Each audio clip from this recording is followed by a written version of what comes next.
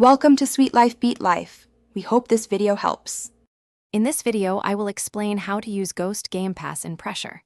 Open Pressure and confirm your account is signed in, then check inventory for Ghost Game Pass activation. Equip the Ghost class in the lobby and bind invisibility to a comfortable key or button. Practice toggling invisibility during low-risk rounds to learn timing and cooldowns. Communicate moves with teammates and record brief clips to review and improve stealth approaches. Start by learning how invisibility duration and cooldown interact with pressure movement. Avoid firing or heavy impacts while invisible because those actions cancel stealth instantly. Use crouch walking and cover to minimize sound and maintain concealment, watching for vents or reflective surfaces that betray your location. Coordinate with teammates for distractions so you can move behind lines. Rehearse entry angles and escape routes until they become second nature in matches.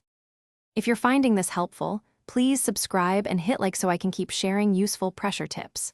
Quick recommendation: the Shark AI Ultra Robot vacuum cleans efficiently, accepts voice commands, and saves time so you can practice more matches.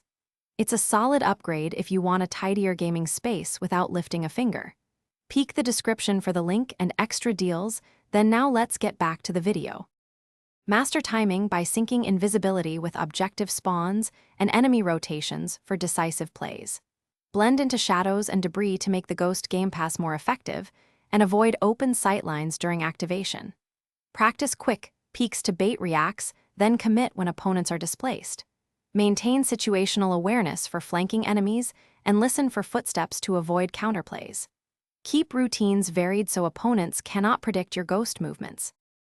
Thanks for watching. Consider subscribing if we helped you.